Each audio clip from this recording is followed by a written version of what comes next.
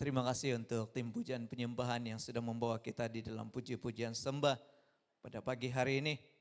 Saya sangat percaya bahwa setiap pribadi kita yang sudah hadir di tempat ini memiliki hati yang lapar dan haus akan Tuhan. Sehingga kehadiran kita di tempat ini tidak akan menjadi sia-sia. Tetapi ada sesuatu yang Tuhan ingin nyatakan dalam setiap pribadi kita melalui ibadah kita. Dan saya pikir tidak perlu saya memperkenalkan diri. Semua kamu sudah kenal saya ini kan. Semua sudah kenal ini. Jadi tidak perlu lagi saya memperkenalkan diri. Nah, tetapi apa yang saya mau bagi tahu. Dari semalam lagi nih hati saya ini yang macam kurang senang nih. Pastor Lesius bilang, kok khotbah di tempat saya 19 hari bulan. Dia bilang, saya ingatkan dia mau jalan, Mbak. Dengan harapan kalau saya khotbah dia tiada di sini. Rupa-rupanya macam saya kena prank pula dengan dia nih. Kalau saya mau berkhotbah di depan YB kah, kalau ada kesempatan, saya tidak nervous ini sebenarnya. Tapi kalau di depan dia nih, saya tidak tahu kenapa sebenarnya hati saya ini macam yang ada saja yang kurang kalau di depan dia.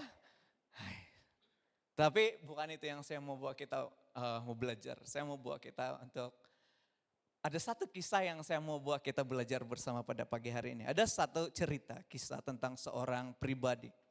Dia ini adalah, dia pribadi yang sangat rajin berdoa. Dan dia juga satu minggu dia perlu puasa.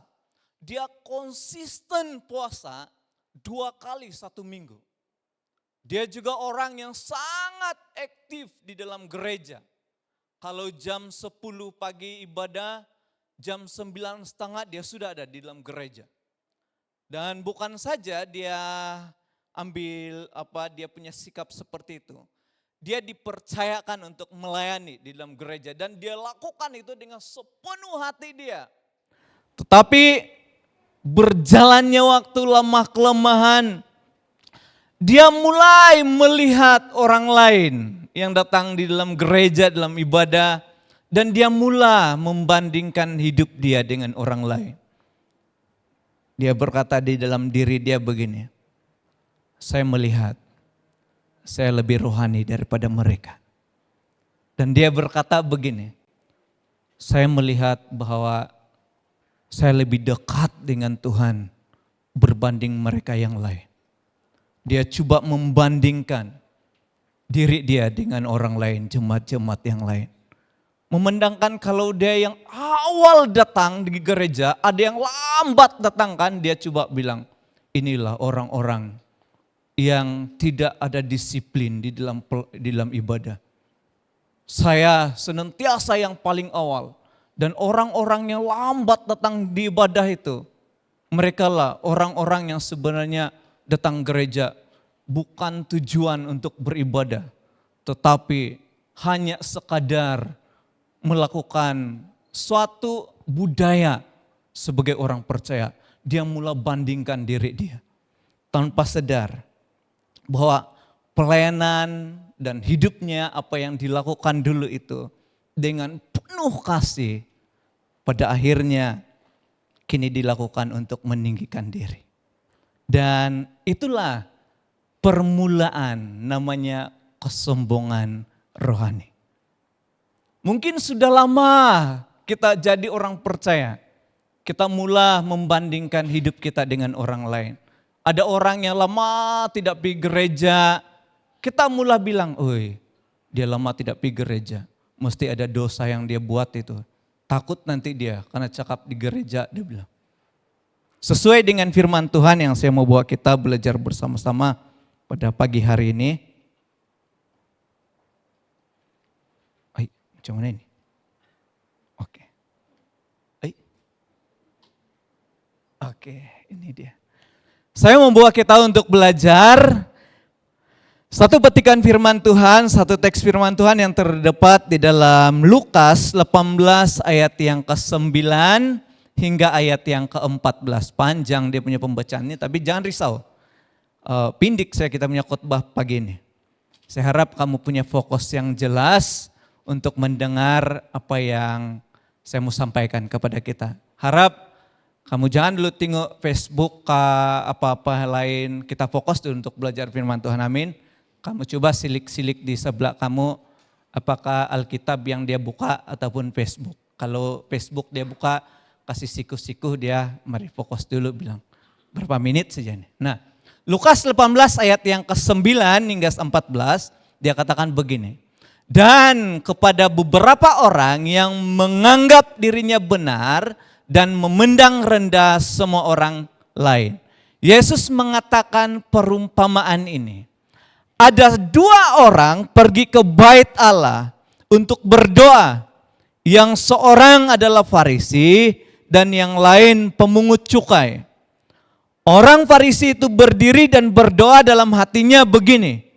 Ya Allah, aku mengucap syukur kepadamu karena aku tidak sama seperti semua orang lain. Bukan perampok, bukan orang lalim, bukan penzina, dan bukan juga seperti pemungut cukai ini. Aku berpuasa 2 kali seminggu. Aku memberikan 1/10 dari segala penghasilanku. Tetapi pemungut cukai itu berdiri jauh-jauh. Bahkan ia tidak berani menengadah ke langit. Melainkan ia memukul diri dan berkata, Ya Allah, kasihilah aku orang berdosa ini. Aku berkata kepadamu, orang ini pulang ke rumahnya sebagai orang yang dibenarkan Allah dan orang lain itu tidak. Sebab barang siapa meninggikan diri, ia akan direndahkan, dan barang siapa merendahkan diri, ia akan ditinggikan. Demikian firman Tuhan yang saya membuat kita belajar bersama-sama pada pagi hari ini. Ini adalah perumpamaan tentang orang Farisi dan pemungut cukai. Dalam hal sikap hati, orang Farisi itu menganggap dirinya benar karena melakukan banyak amal, doa dan taat. Bukan saja dia taat, dia banyak amal. Tetapi Alkitab bilang, Yesus memberikan satu perumpamaan. Dia memberikan 1/10 daripada yang dia miliki. Tetapi pemungut cukai hanya menoleh belas kasihan daripada Tuhan. Dia memukul dirinya, aku ini orang berdosa. Kalau kita perhatikan baik-baik di dalam ayat yang ke-9 tadi, kita melihat bahwa dan kepada beberapa orang yang menganggap dirinya benar dan memandang rendah semua orang lain, Yesus mengatakan perumpamaan ini. Menganggap diri benar itu adalah meletakkan keyakinan rohani kepada prestasi di dalam diri. Orang seringkali bilang begini, kalau bukan saya tiada baitu, dia bilang. Pernahkah kamu ataupun kamu pernah memiliki sahabat seperti itu?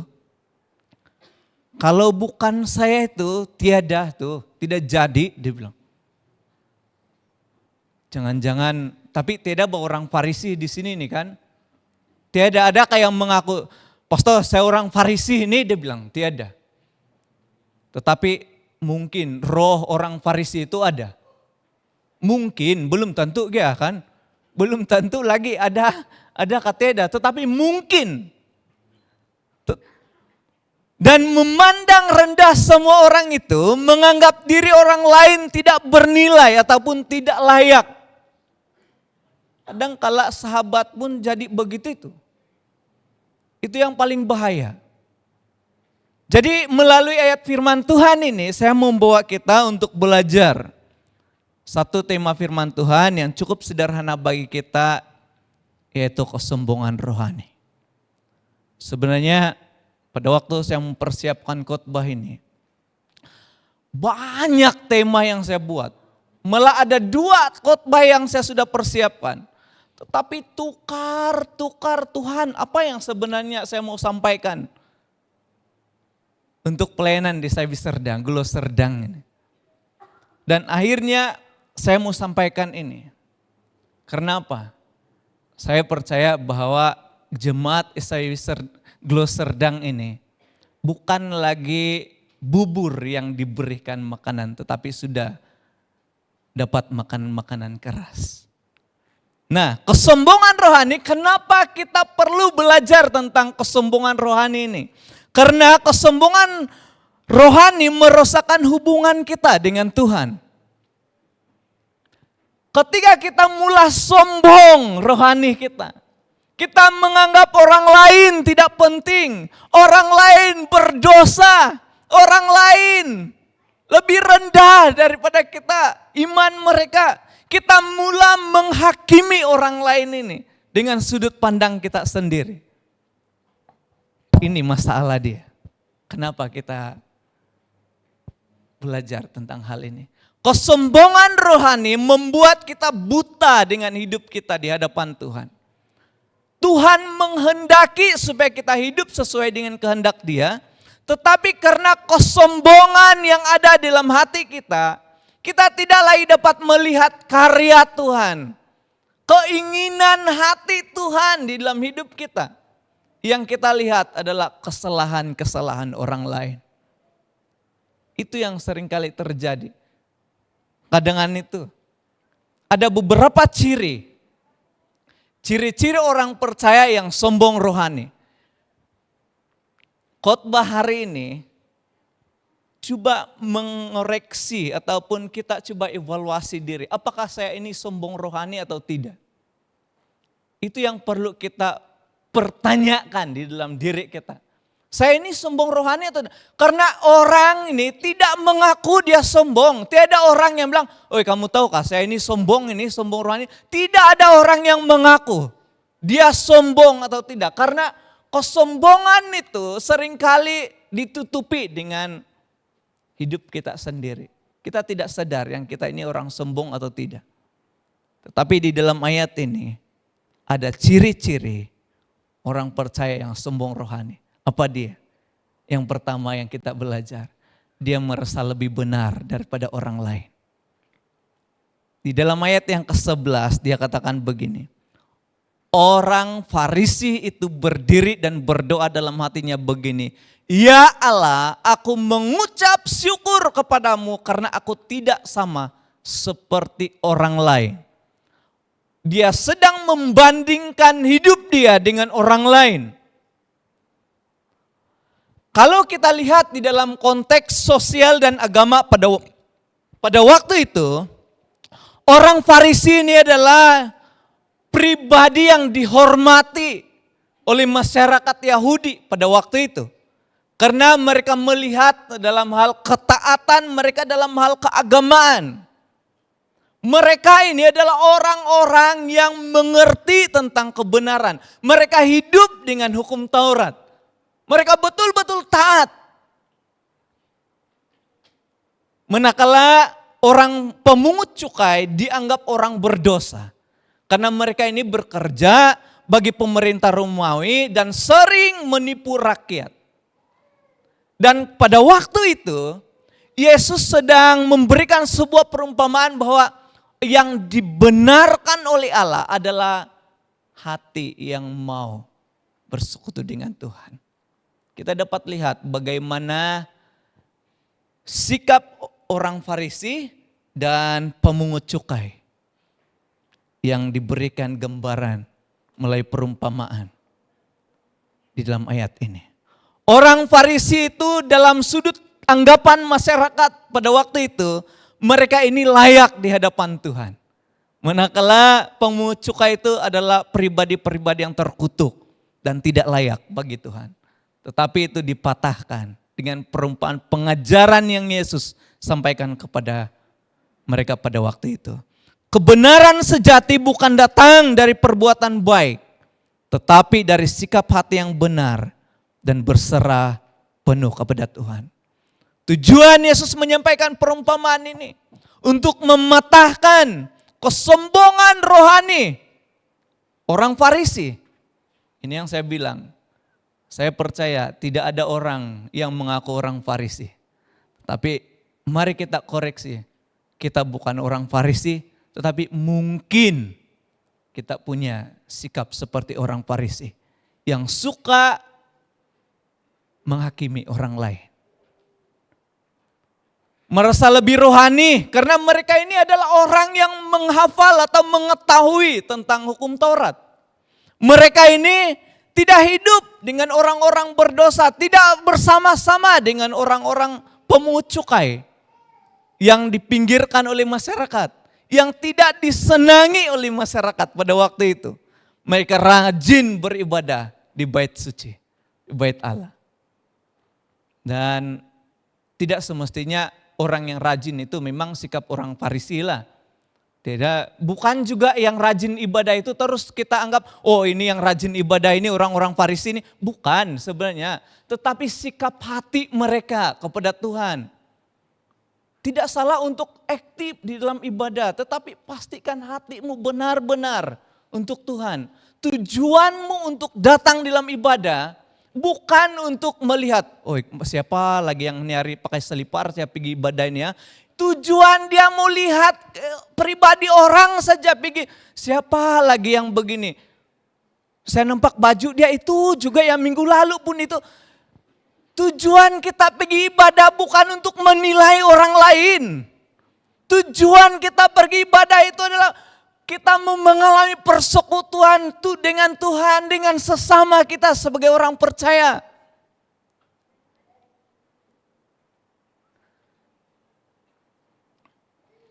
Perumpamaan ini sebagai cermin rohani supaya mereka melihat diri mereka. Siapa mereka yang sesungguhnya di hadapan Tuhan. Pesan ini bukan hanya orang Farisi pada waktu itu, tetapi dengan kita saat ini. Kadang kita merasa lebih rohani daripada orang lain. Akui saja. Pada waktu di dalam pelayanan, terkadang saya merasa yang begini. Kenapa memandangkan banyak pelayanan yang diberikan, setiap minggu harus melayani, memberitakan firman Tuhan. Terkadang timbul itu hati yang, kenapa dia ini ya lambat pergi gereja, kenapa dia ini tidak mau pergi sembahyang. Terkadang pikir, wah dorang ini tidak sudah mengasihi Tuhan, mereka sudah jauh di hadapan Tuhan. Itu kan kadang timbul di dalam hati.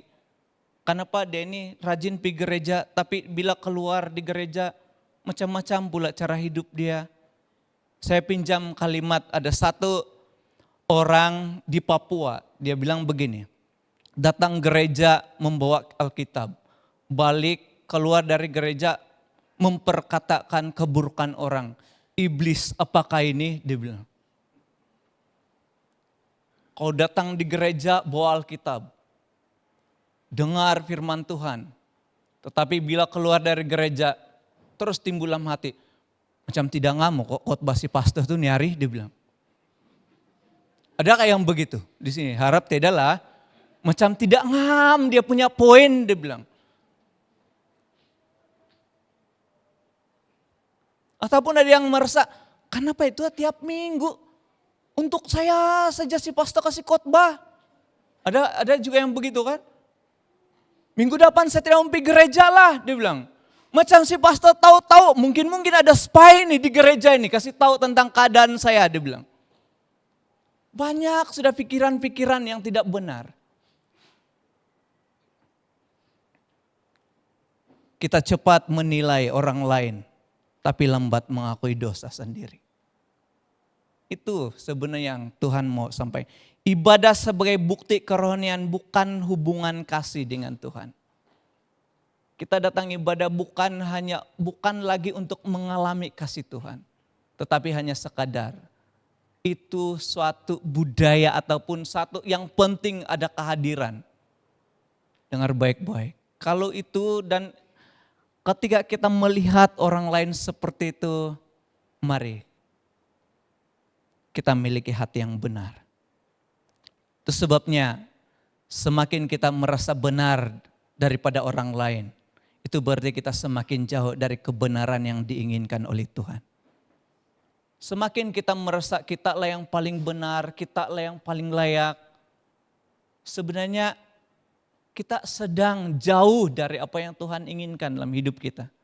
Yang Tuhan inginkan adalah fokus kepada Tuhan. Kita hidup sesuai dengan kehendak Dia. bukan untuk menjadi hakim. Pekerjaan yang senantiasa terbuka di dalam hidup kita adalah hakim yang tidak bertaulia. Hal yang kedua, ciri yang kedua yang kita mau pelajari hari ini berdasarkan firman Tuhan. Ciri yang kedua adalah tidak lagi mempedulikan nasihat. Dan ini seringkali terjadi dalam kehidupan kita sebagai orang percaya. Amsal 12 ayat yang pertama dalam terjemahan Alkitab versi Borneo dia katakan begini. Sesiapa yang menyukai didikan, menyukai pengetahuan. Tetapi sesiapa yang membenci teguran adalah bodoh. Kasih kuat-kuat yang bodoh bilang. Supaya orang yang membenci, siapa yang membenci teguran adalah bodoh, dia bilang. Oh, pastor jangan cakap bodoh tapi Alkitab yang tulis begitu kan, saya baca sajalah.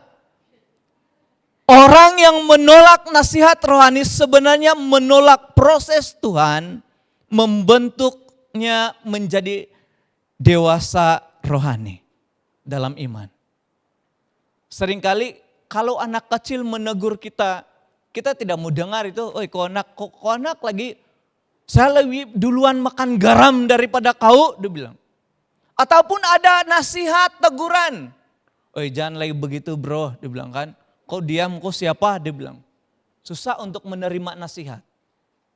Orang yang tidak mempedulikan nasihat, itu sebenarnya kau punya ciri-ciri kesombongan rohani di dalam hidupmu. Kau tidak lagi mau menerima nasihat dan teguran. Mungkin ada pemimpin, ada sahabat yang memberikan nasihat, tetapi kau tidak mau mendengar. Itu juga termasuk dalam pribadi yang punya ciri-ciri kesombongan rohani.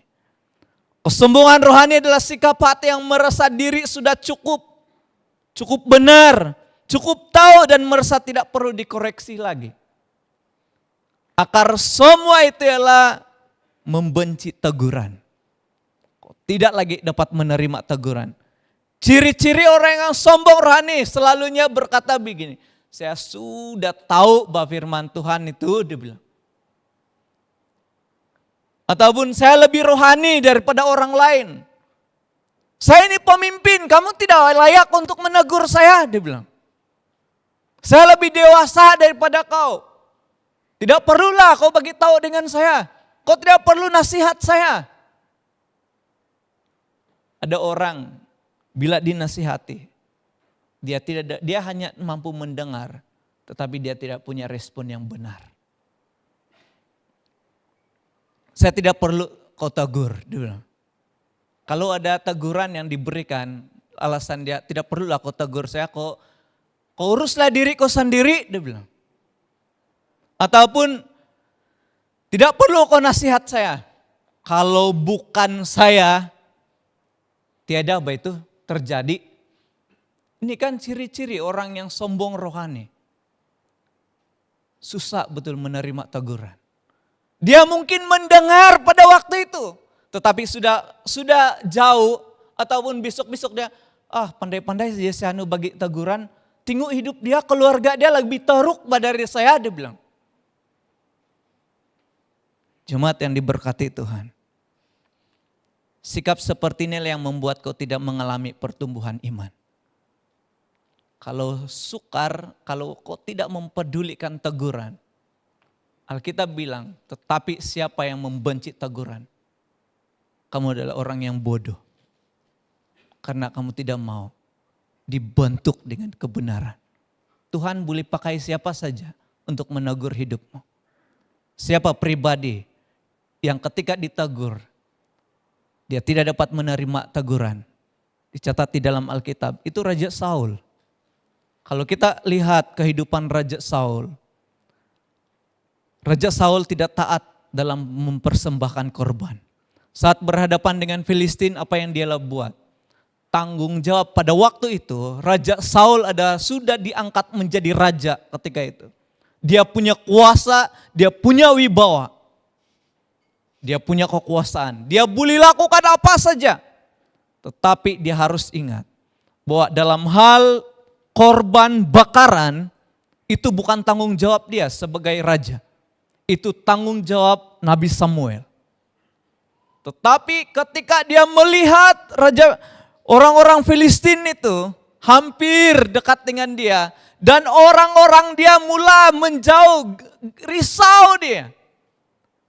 Dia lakukan apa yang sebenarnya bukan tanggung jawab dia. Saul melanggar hukum Tuhan dengan cara membawa korban. Dan apa yang terjadi? Ketika Samuel menegur dia, Saul tidak menyesal dan bertobat, tetapi memberikan alasan. Saul bilang, ketika saya melihat rakyat meninggalkan aku memberanikan diri untuk mempersembahkan korban bakaran. Terkadang pada waktu kita diberikan nasihat, ditegur, kita terlalu banyak alasan. Bukan begitu. Pada waktu kau ditegur, sebenarnya ada sudah alasan untuk menutupi, tidak mau ditegur.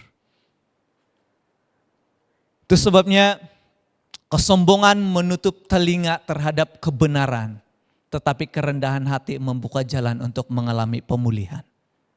Pada waktu engkau sombong, engkau menutupi telinga terhadap kebenaran. Ini ciri-ciri orang yang sombong. Maka dengan itu, jangan jadi orang sombong. Kasih tahu di kiri kanan kamu, jangan jadi orang sombong. Orang sombong bukan orang yang dikehendaki oleh Tuhan. Tetapi orang sombong adalah pribadi yang tidak mau berkenan di hadapan Tuhan. Saya akhiri firman Tuhan pada pagi hari ini dengan kata-kata ini. Kesombongan rohani adalah musuh tersembunyi dalam hati orang percaya. Milikilah hati yang benar seperti yang Tuhan inginkan. Ingat, kesombongan rohani adalah musuh tersembunyi. Tidak ada orang yang mengaku dia adalah pribadi yang sombong. Tetapi dari buahnya, dari ciri-ciri orang itu kita dapat melihat. Dua kebenaran ini, dua ciri ini yang kita pelajari hari ini orang sombong. Yang pertama, dia merasa diri benar daripada orang lain. Kalau saya tanya satu-satu, apakah kau benar daripada orang lain? Bagaimana ciri kau? Pasti tidak akan mengaku itu. Tetapi dalam kehidupan dia mulai membandingkan. Oh saya begini, si Anu itu begitu. Dia tidak layak ini, begitu. Dia itu orang berdosa. Saya nampak dia kemarin di sana kadai. Dengan di atas meja dia ada tulisan harimau lagi, dia bilang. Tetapi isi dia, air dia bukan yang harimau. Baru yang teh kali di dalam dia, sudah kita mengatakan, oh si Anu, saya nampak dia di sana. Kita mulai menghakimi orang lain. Dan yang kedua, tidak memperdulikan nasihat. Kita tidak lagi mau menerima nasihat daripada orang lain.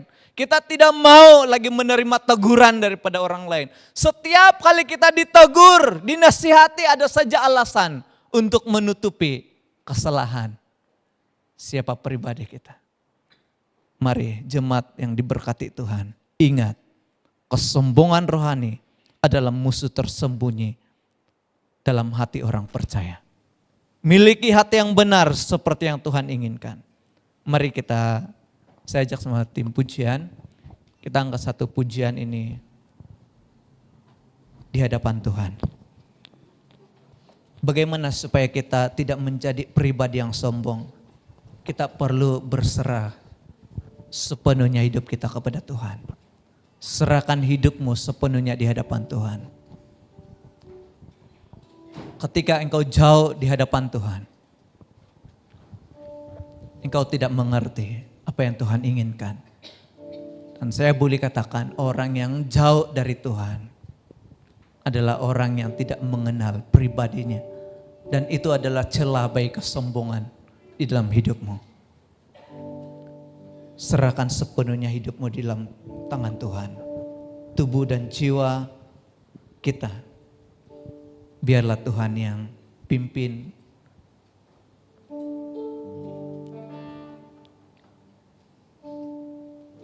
Kita nyanyikan angkat pujian ini di hadapan Tuhan.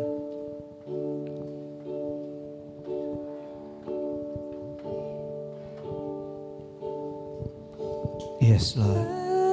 Berserah kepada Yesus, tubuh, roh, dan jiwaku. Yes, Lord. Hanya Engkau Tuhan. Aku ingin selalu hidup bagi Yesus Tuhanku.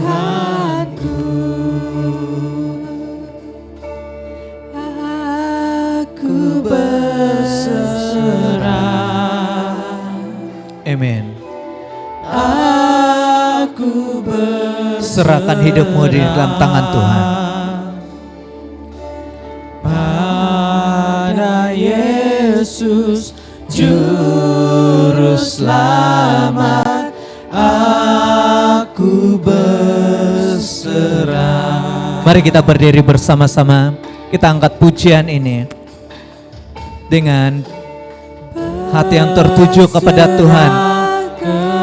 Kita serahkan hidup kita di dalam tangan Tuhan, agar kesombongan tidak lagi menguasai hidupmu, tetapi keinginan Tuhanlah yang terjadi, yang menguasai dalam hidupmu. Nikmat dunia ku tinggalkan, Tuhan terimalah aku. Aku berserah. Aku berserah pada Yesus Juru Selamat. Aku berserah. Jemaat yang diberkati Tuhan, hari ini mari kita periksa hati kita. Apakah kita hadir di tempat ini karena kasih Tuhan, atau hanya memperlihatkan orang lain yang kita rajin ke ibadah? Apa tujuanmu hadir dalam ibadah pada pagi hari ini? Apa tujuanmu untuk melayani Tuhan? Mari kita rendahkan diri di hadapan Tuhan, berserah sepenuhnya kepada Dia. Pastikan supaya semua yang kau lakukan hari ini adalah untuk memuliakan Tuhan. Ramai orang yang tidak menyadari bahwa engkau sedang memiliki sikap sombong. Kau seperti orang Farisi yang coba membandingkan hidup kau. Mungkin kau pernah berkata bahwa saya lebih baik daripada orang lain. Mungkin kau pernah berkata bahwa mereka ini tidak seperti saya. Saya orang yang taat. Saya orang yang setia. Saya memberikan apa yang sepatutnya menjadi milik Tuhan. Tetapi saya melihat hidup mereka berantakan. Saya melihat hidup mereka tidak setia kepada Tuhan. Pada pagi hari ini, kalau kau pernah melakukan hal itu, hari ini Tuhan sedang mempersedarkan kau. Tuhan mau bilang, jangan sombong. Ciri-ciri orang yang sombong adalah engkau mula membandingkan diri orang lain. Engkau menganggap engkau benar di hadapan Tuhan. Engkau tidak lagi siap menerima nasihat, teguran. Engkau berkali-kali ditegur, tetapi engkau tidak pernah meresponnya dengan benar. Maukah kau pada pagi hari ini mau bilang, Tuhan, ampuni saya. Kalau selama ini sebenarnya saya adalah pribadi yang sombong. Saya menganggap diri lebih benar daripada orang lain. Akui itu di hadapan Tuhan. Dimanapun kau berada saat ini, satu yang saya rindu. Kalau kau pernah membandingkan hidupmu dengan orang lain, kau menganggap orang lain rendah, engkau menganggap orang lain Mereka adalah orang yang punya kesalahan. Kau lebih fokus kepada kesalahan orang lain daripada hubunganmu dengan Tuhan.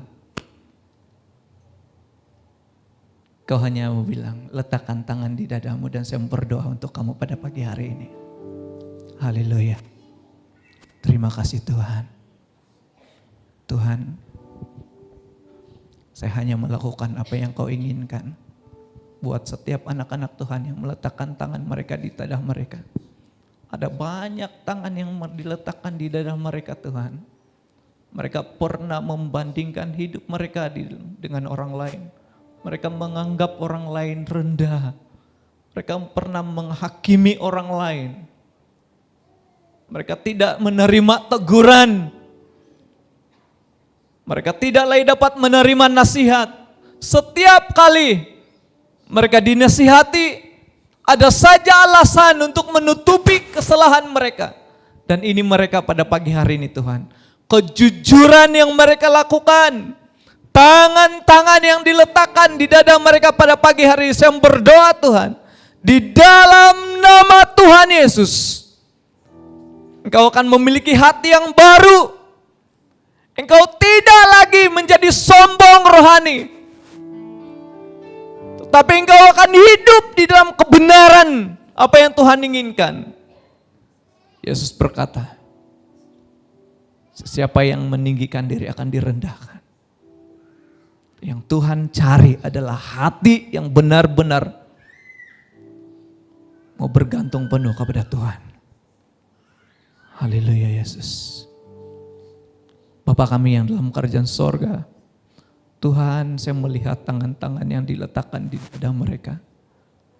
Saya berdoa Tuhan, ada satu kesadaran terjadi dalam hidup mereka. Selama ini, mereka adalah pribadi yang sombong rohani. Mereka selalu membandingkan hidup mereka dengan orang lain. Mereka seringkali tidak dapat menerima nasihat, dan pada pagi hari ini, mereka mau mengambil keputusan untuk hidup sesuai dengan kehendak Tuhan. Saya berdoa supaya tangan Tuhan bekerja dalam hidupmu. Engkau akan terus disedarkan.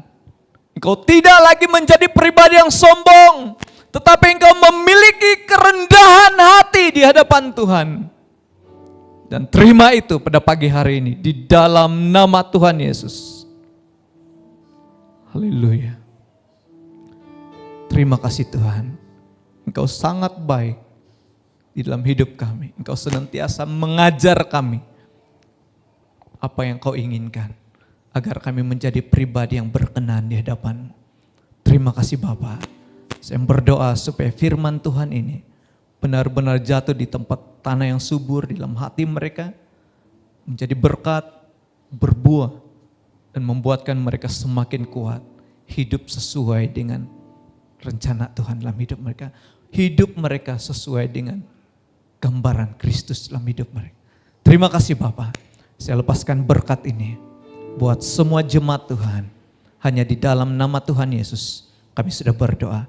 Kita yang diberkati dengan firman Tuhan pada pagi hari ini, sama-sama kita katakan